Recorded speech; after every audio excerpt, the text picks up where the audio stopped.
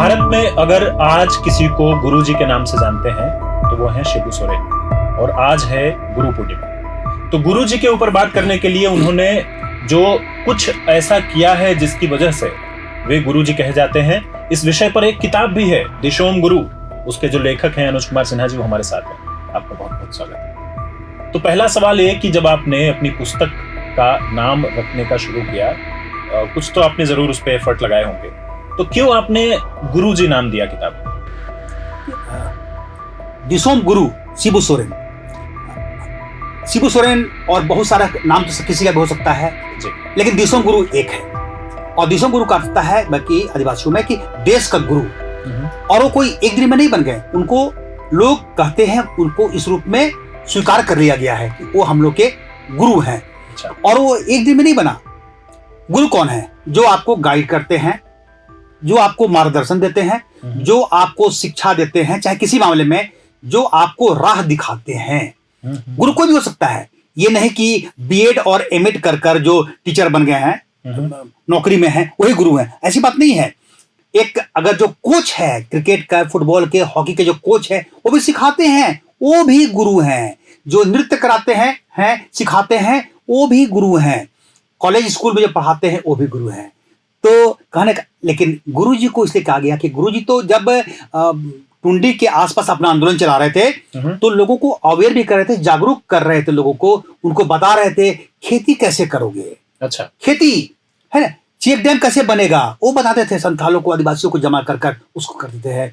फिर तुमको पढ़ाई करना है, रात के समय दिन भर खेत में काम करो, आंदोलन करो, जो करना करो, शाम के समय रात में उठ के पढ़ाई करो। बिना पढ़ाई का आदिवासियों का विकास नहीं हो सकता। उन्होंने राह दिखाई।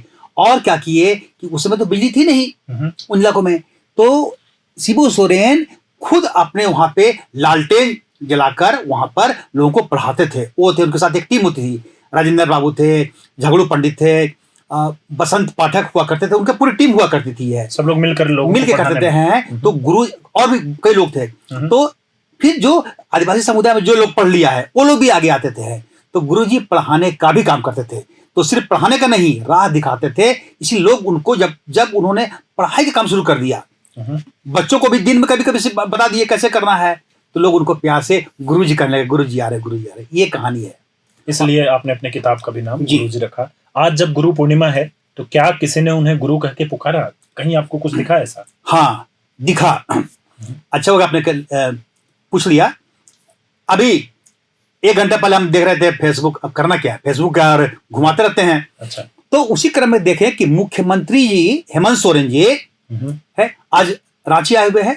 दिल्ली से लौट कर आए हैं, क्योंकि यहाँ पर एक बहुत ही आपात बैठक चल रही है और वो गृह मंत्री बैठक ले रहे हैं। उसमें आए हुए हैं। दिल्ली में वो इसलिए हैं क्योंकि गुरुजी की तबीयत अभी नासाज चल रही है और दिल्ली के सरगंगा राम अस्पताल में उनका इलाज चल रहा है। हाँ, और लंबे समय से वो दिल्ली में देते हैं, लेकिन खाली इस मीटिंग के लिए वहां से ये आए हुए हैं। उसी क्रम में आज उन्होंने एक फेसबुक पर, शायद ट्विटर पर भी किए होंगे, उन्होंने किया है कि मेरे गुरु तो बाबा हैं। अच्छा। मतलब इसका अर्थ हुआ कि मुख्यमंत्री हेमंत सोरेन ने कहा कि उनके गुरु हेमंत सोरेन जी के गुरु बाबा यानी दिशोम गुरु शिबू सोरेन हैं। ये आया है। तो किसी को असर नहीं लगा है। वो सिर्फ उनके पिता नहीं हैं, उन्होंने राह दिखाई। तो वहां पर गुरु का अर्थ क्या हुआ? एक तो पिता के रूप में उन्होंने की। हर माता पिता है, हर बच्चे का जो पहला गुरु होता है वो माता पिता होते हैं। बचपन से जैसा वो सिखाते हैं, बच्चे वैसा सीखते हैं, करते हैं। तो वहां से हुआ।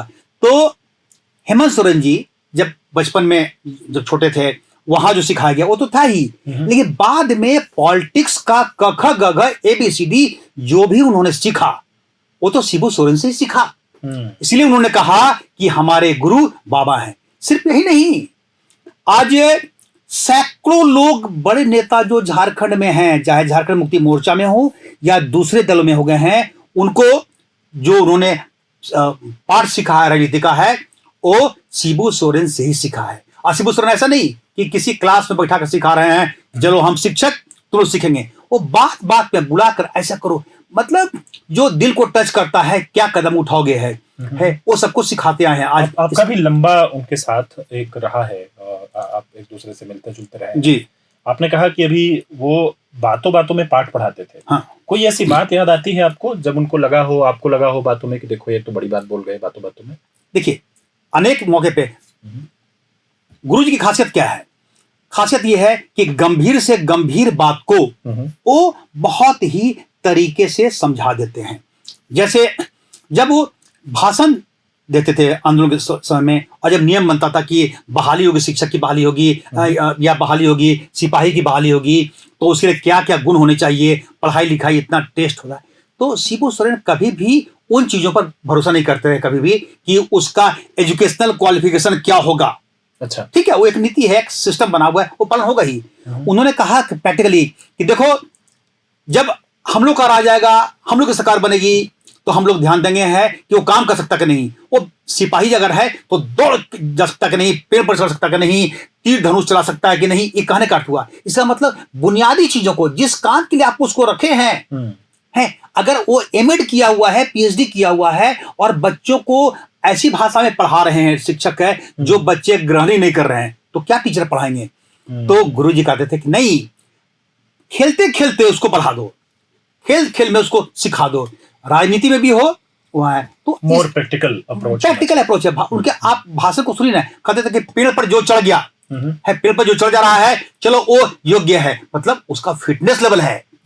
जब वो बता रहे हैं पेड़ पर चढ़ रहा है, कूद फांद रहा है, इसका मतलब वो एक तरीके से बगैर टेस्ट लिए हुए बताते हैं कि इस तरीके से आप उसको टेस्ट ले सकते हैं। ये आपने बातों बातों में कहा कि कम से कम सैकड़ों ऐसे लोग हैं जिन्होंने राजनीतिक पाठ गुरुजी यानी दिशोम गुरु यानी के शिबू सोरेन जी से सीखा है, लेकिन दिशोम गुरु ने किससे राजनीतिक पाठ सीखा इसकी कभी जिक्र नहीं होता, इसके बारे में कभी बात नहीं होती। गुरुजी का गुरुजी कौन है?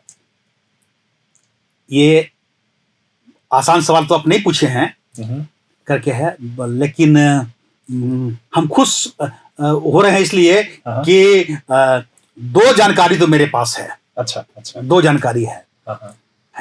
आपने पूछा राजनीतिक गुरु, लेकिन हम उसको थोड़ा सा और बता देंगे हैं कि उनके टीचर कौन थे, शिक्षक कौन थे। अच्छा, वो भी क्या हुआ, 2-3 साल पहले की बात है, हम बैठे हुए थे गुरुजी के पास, तो गुरुजी भी थी और उनकी पत्नी रूपी सोरेन जी भी थी, दोनों थी।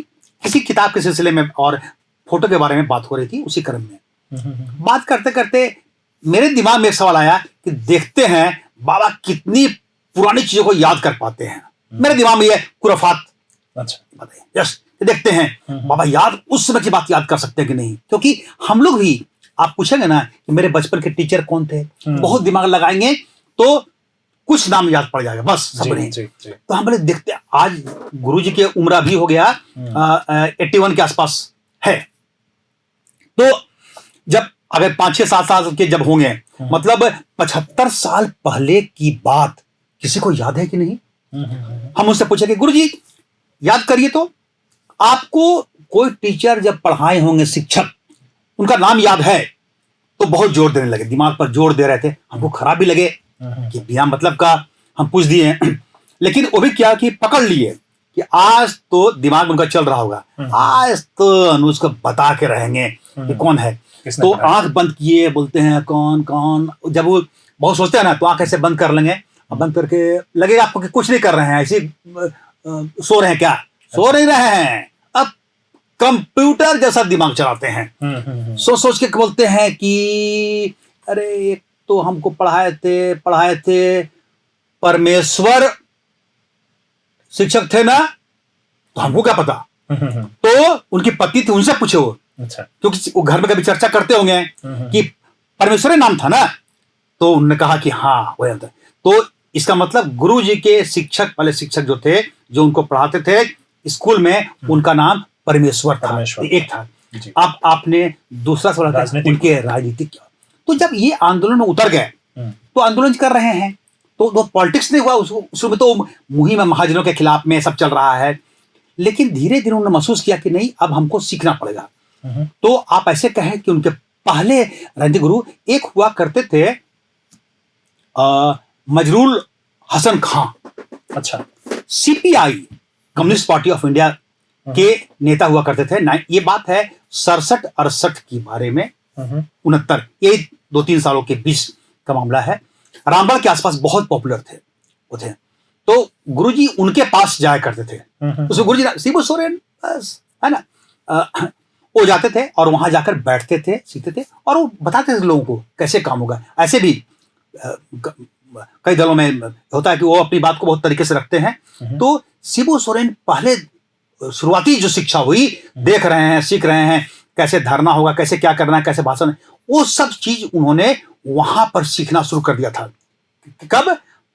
मजरूल हसन खां ये चुनाव लड़े, 69 का चुनाव लड़े, वो रामगढ़ से चुनाव हार गए, मजरूल हसन जी। हाँ। उसके बाद फिर अगला चुनाव हुआ 1972 में, तो वो 2 जगह से खड़े हुए, रामगढ़ से भी खड़े हुए और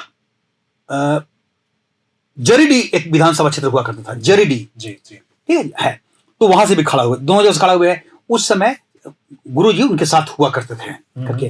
तो एक जगह जरीडी से चुनाव वो हार गए और चुनाव जीत गए रामगढ़ से। लेकिन क्या दुर्भाग्य है कि चुनाव तो जीत गए, ऐसा एकमात्र घटना सुनते हैं। लेकिन शपथ लेने जब उस समय बिहार विधानसभा था, शपथ लेने के लिए जब गए हुए थे, तो शपथ लेने के पहले ही उनकी पटना में हत्या कर दी गई थी। ये बहुत अजीब घटना है। और उसके बाद फिर गुरुजी अपने आंदोलन में आगे बढ़ गए। उसके बाद गुरुजी साथ रहने लगे, संपर्क में आए, जो आप कहेंगे बड़े में है, तो वो थे विनोद बिहारी महतो। विनोद बिहारी महतो जी बहुत मानते थे उनको, गुरुजी को, और गुरुजी उनको पिता तुल्य सम्मान देते थे। उन्होंने लिखा भी है, विनोद स्मृति या कोई एक उसमें निकला था विनोद बाबू के निधन के बाद, उसमें जिक्र भी किया है उन्होंने, इस चीज का जिक्र भी किया है। और वो सीखते थे वहां पे बताना, उनको समझाना, उनको समझाए भी थे कि अब आगे अगर लड़ाई लड़नी है करके है, तो एक सिस्टम में आके डेमोक्रेटिक वे से है करें, ताकि कानूनी अड़चन नहीं आए और हम लोग लड़ाई लड़ेंगे। और तो इस तरीके से कहेंगे कि परमेश्वर बाबू स्कूल में पहले पॉलिटिकल जो आप कहेंगे टीचर या जहां से उन्होंने पाठ सीखा, वो थे मजरूल हसन खां जी। और उसके बाद उस चीज को बहुत आगे बढ़ाया है विनोद बिहारी महतो ने। फिर तो गुरुजी अपने इतना परिपक्व हो गए, इतना आगे खुद बढ़ गए कि फिर कहना ही नहीं, फिर तो ये तो गुरुजी ही बन गए, बाकी लोगों को राह दिखाई। ये कहानी है। और उनके शिष्यों में जी, जो उनके सबसे अहम शिष्य के तौर पे उनके बेटे हैं, वो अब झारखंड राज्य का नेतृत्व कर रहे हैं। वो यहाँ के मुख्यमंत्री हैं। एक आखिरी सवाल हम इसमें लेंगे कि आपने गुरुजी के ऊपर कई सारे रिसर्च, बहुत सारा शोध, किताब, उस पर भी आपने काम किया है। अब गुरुजी का स्वास्थ्य थोड़ा सा नासाज चल रहा है। आपके जहन में जब गुरुजी के बारे में बात होती है, जब बात होती है शिबू सोरेन के, तो बारंबार कोई ऐसी चीज है जो, चूंकि एक व्यक्ति से आपका इतना जो है कनेक्शन रहा है, इतना ज्यादा आप उनसे जुड़े रहे हैं, ताल्लुकात रहे हैं, तो कौन सी बात इस वक्त आपके मन में घर कर जाती है? आजकल जब आप चारों तरफ सुन रहे होंगे, बहुत सारी चर्चाएं गुरुजी के बारे में चल रही होंगी, तो क्या कुछ आप किसी से कहना चाह रहे हैं, मसलन जो यूट्यूब पे लोग देखते हैं उनसे, या कि जो फेसबुक और तमाम जगहों से जानकारियां इकट्ठा करते हैं उनसे, कोई ऐसा संदेश आप देना चाहते हैं? 2 तरह की बातें मेरे दिमाग में आती है। पहला ये कि गुरुजी के बारे में, ये जो बाद में मुख्यमंत्री बन गए और केंद्रीय मंत्री बन गए, ये गुरुजी को हम बहुत ज्यादा ध्यान नहीं दे पाते हैं।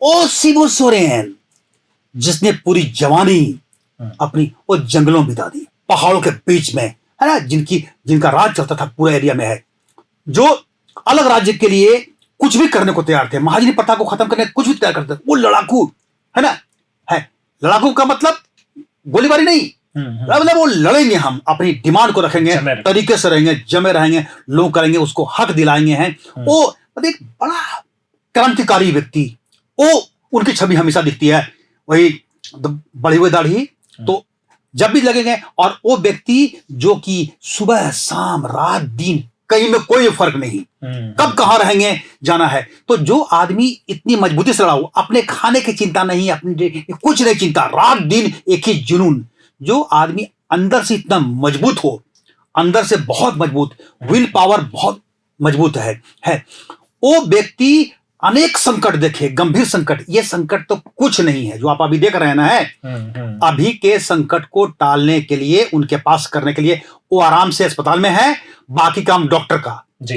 लेकिन वो दिन देखे हैं जब उनकी तबीयत खराब हो रही है, कुछ परेशानी भी हो रही है और वो कहां पर है, तो पारसनाथ की तराई में है, जंगल में, जहां कोई न वैद्य न कुछ है करके है, तो वहां से निकलते थे। तो शिबू सोरेन ने बहुत उतार चढ़ाव देखा है, अपने हेल्थ में भी देखा है, बड़ी परेशानी की है, तो अंदर से बहुत मजबूत है। इसलिए बहुत क्लियर हमको लगता है कि इस संकट से भी वो आसानी से निकल जाएंगे, और निकल भी रहे हैं, कहीं कोई दिक्कत है। विल पावर को लेकर है, मतलब वो आप कहेंगे कि 50 किलोमीटर पैदल चलने वाला अभी यहां है, कल वहां है। तो आप सोचिए, लेकिन इनको और परेशानी नहीं होती, लेकिन वो खान पान जो दिक्कत हुई, सब कुछ का ध्यान नहीं देना, राज्य के लिए, लोगों के लिए वो रहा। तो हमारा ये रहता है कि ये सब परेशानी जो भी आप देखते होंगे है वो है अपनी जगह पर, लेकिन इससे उबरने की क्षमता उनके अंदर में है। वो अंदर से बहुत मजबूत हैं, बड़े से बड़े जख्म को भी उन्होंने झेला है। अब आंदोलन के समय अनेक बार वो जेल गए, परेशानी हुए करके गए हैं, पारिवारिक परेशानी हुई, आप सब जानते हैं। वहां से सबसे वो उबर कर निकले और मजबूत होकर निकले हैं। अपने उनको पता है कि कल हमको काम क्या करना है, क्या क्या काम पेंडिंग है। इसलिए उनके बारे में मेरे दिमाग में यही रहती है कि शिबू सोरेन जो है वो हर परेशानियों से निकलने के लिए मानसिक तौर पे वो तैयार रहते हैं, और तैयार हैं, आसानी से निकलेंगे। इसलिए बहुत चिंता करने की जरूरत अब नहीं है। डॉक्टर अपना काम कर रहे हैं, बाकी सारे लोग, सिस्टम अपना काम कर रहा है। झारखंड जो कि कठिन जो भूमि है यहाँ की, वो कठिन है, आम रहने सहने के हिसाब से उस तरह की भूमि नहीं है। ऐसा क्षेत्र है जहाँ जंगल ज्यादा है, जहाँ पर कठिनाई से पानी, अगर आप नीचे बोरिंग करवाना शुरू करेंगे तो आसानी से पानी नहीं मिलेगा।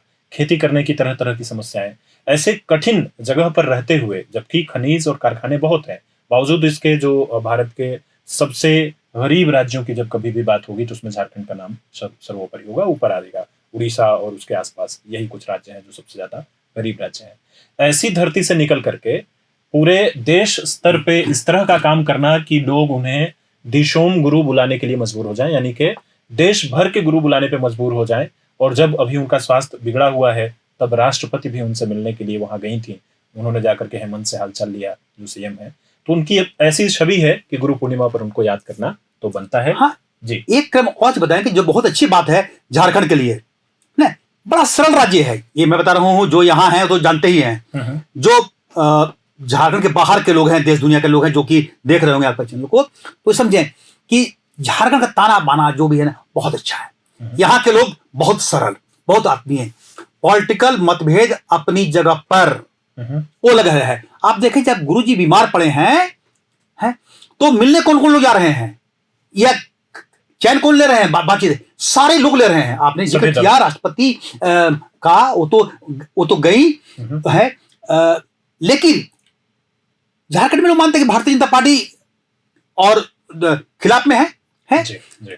भारतीय जनता पार्टी के बड़े नेता हैं बाबूलाल मरांडी जी। और बाबूलाल मरांडी और गुरुजी एक दूसरे के खिलाफ चुनाव लड़ चुके दुमका में। हाँ। वो अपनी जगह पर, लेकिन बाबूलाल जी भी गए और दिल्ली में उनके स्वास्थ्य के हाल को जानने के लिए। तो ये क्या चीज है?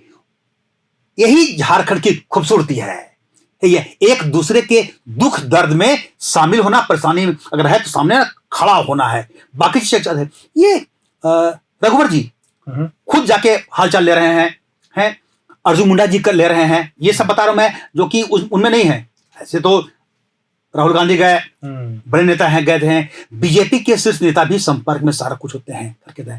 तो ये खूबसूरती है, सम्मान है उनके प्रति है। और झारखंड के लोगों के बारे में ये मैसेज है देश दुनिया में है कि ऐसा नहीं कि दिल में यहां कुछ और है, यहां कुछ और है, नहीं, जो अंदर में है। तो वो नाराजगी अपनी जगह, जो परेशानी अलग जगह पर होती है, यही झारखंड की खूबसूरती है और यही झारखंड को मजबूत बनाता है। झारखंड की मजबूती के इस मैसेज के साथ गुरु पूर्णिमा के इस कार्यक्रम को हम यहाँ पे समाप्त करते हैं। बहुत बहुत धन्यवाद अनुज भाई आपका। धन्यवाद जी, थैंक यू। प्रभातखबर.com, विश्वास वही, रफ्तार नहीं।